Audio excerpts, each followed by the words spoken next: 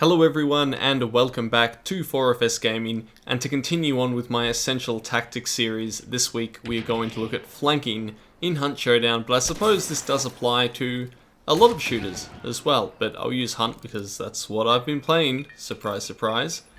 Maneuvering around your opponent will help settle many fights in the Bayou, but it also incurs some risk as you will be away from your teammates, and in this video I'll go over the benefits of flanking, some elements of a safe and effective flank, and then some gameplay examples and commentary.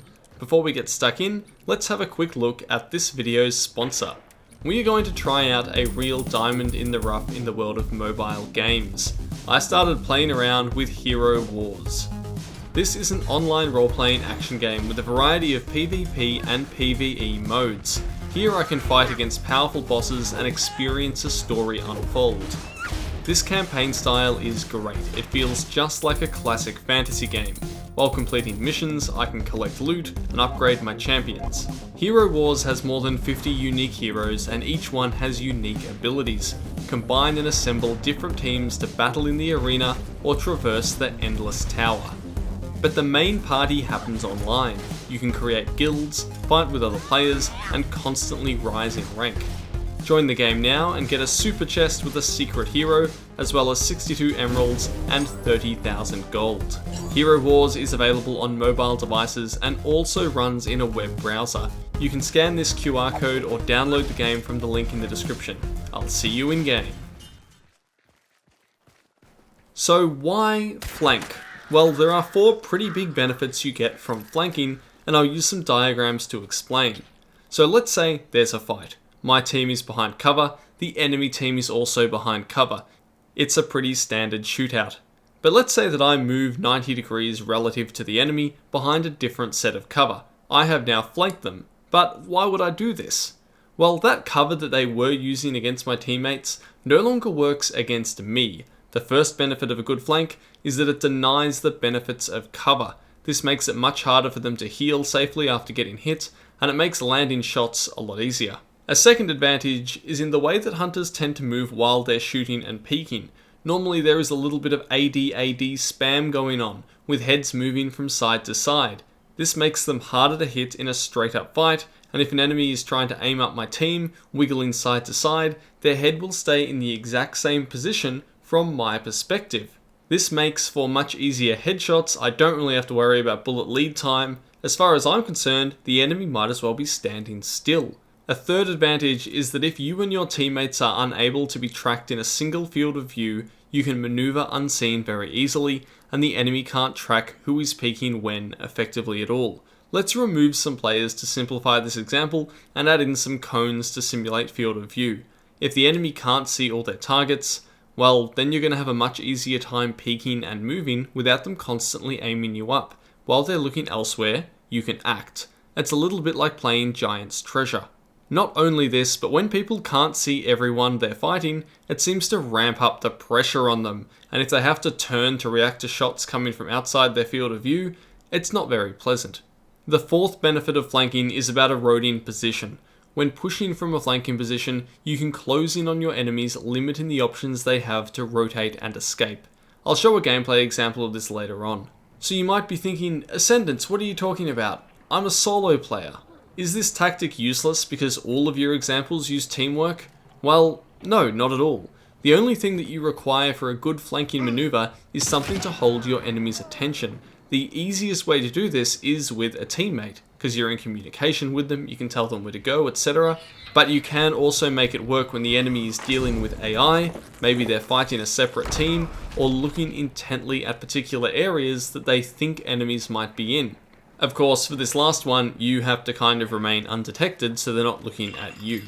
As a solo player, utilizing your last known position can work really well. Some players will keep peeking and watching the last place they saw you, so a quick and sneaky flank allows you to pincer your opponents between you and nothing more than a ghost. This also applies when your teammates are dead. The enemy might be covering those bodies and you can use that to launch into a flanking maneuver. Creative hunters can generate their own distractions to make opponents focus on the wrong areas and enable a flank, be it decoys, silence weapons, or a whole range of creative and misleading tools. So that's the benefits of flanking, But there are of course some risks.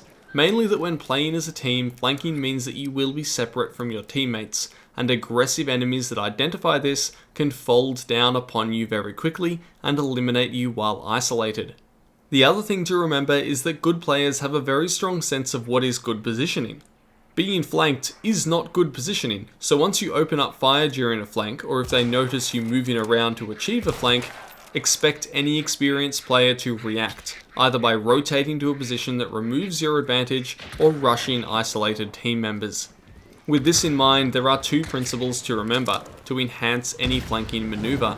Number one is always ensure that you have an escape route. Flanking gives you a strong offensive bonus, but it can also isolate you and make you vulnerable, so make sure you have a way to get either back to safety while in good cover, retreat to your team, or have your team cover you if you get pushed. Basically, you have to ask yourself, if I open fire and I get rushed hard straight away, what am I going to do about it? Maybe your plan is that Caldwell rival hand cannon with slugs in your pocket, maybe it's a concertina bomb and some sprinting, you can get a little bit creative. Principle number 2 is to act fast. When you reveal your flank either by shooting, making sound, or anything that tells the opponent that they have been flanked, you're going to have seconds to make your maneuver worth it against a good team, before they collectively rotate out of their poor position. If your positioning is good, you might be able to get 3 or 4 shots off before they can achieve a better position, but the time period is still limited, so make the most of it and land those hits. Let's step this out through some gameplay examples. The first one is a simple flank where my team engages enemies from one angle and I engage from another. If the enemy pushes either me or my team, they will have to cross lots of open ground, so it is easy to cover each other.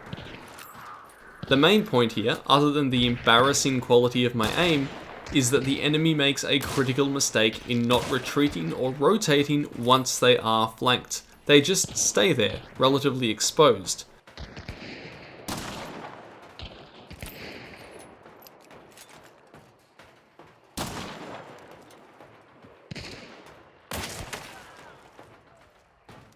They eventually try a retreat, but we already have the numbers advantage, and my teammates clean them up with shotguns inside. It goes on for a little bit longer and there's no more flanking, so I'm going to move on to the next example and not show the cleanup. Here we are seeing a risky flank. Attempting to stop an extract, we approach from completely different angles in order to stop anyone hiding behind the boat. The risk is that I can't really cover my partner much, and he doesn't have the range to cover me. We're very separate. But it does let me line up a headshot on an enemy who is looking the wrong way.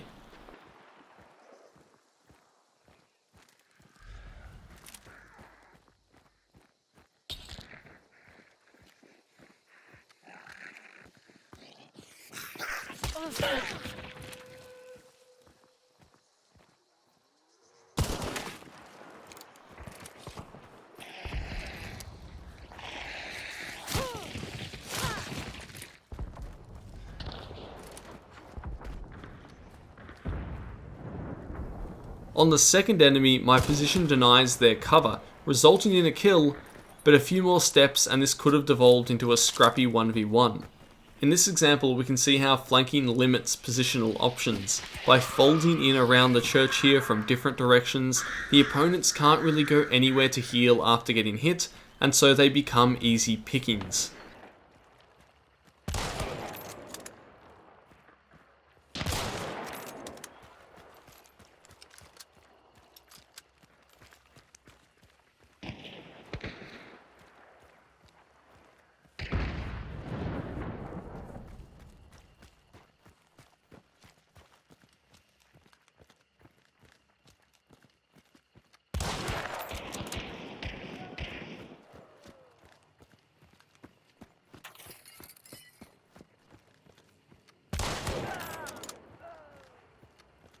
Finally, here is a duo flank.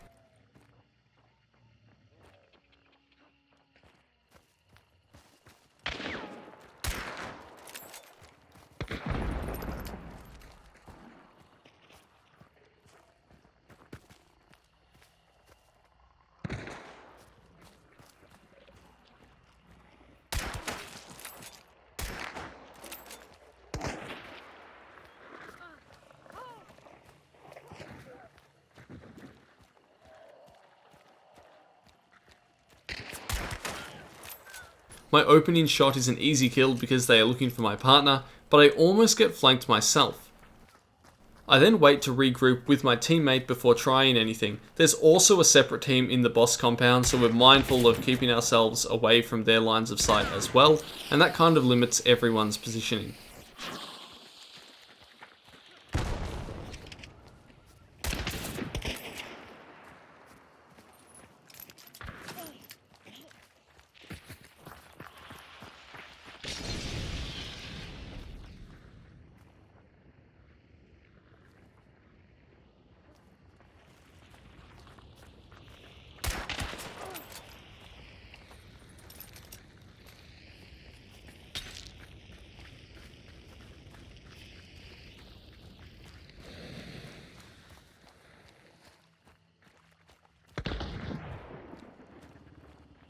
After a bit of to and fro, we eventually set up at 90-degree angles to the black coat, and that nullifies his cover.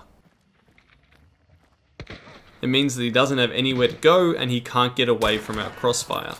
So to recap, flanking lets you deny cover, line up shots against less wiggly targets, stay out of your opponent's field of view, and limits their ability to rotate into better positions. You have to be careful of being pushed hard if you're isolated, and against good teams, the window of opportunity to capitalize on your flank will be mere seconds. Because of this, always have an escape or retreat plan, and act quickly whenever opportunities present themselves. Hopefully this video will help you up your game and improve your flanks. We still have ambushing and baiting to look at, although I have already made videos on both of these in the past. I think it is worth a recap, just to sum it all up nicely. Thank you very much to our sponsor Hero Wars for this video, which you can download with the QR code on your screen, or the link in the description. Also, a massive thank you to our Patreon supporters, and you guys for watching all the way through. This is a sentence from 4FS Gaming.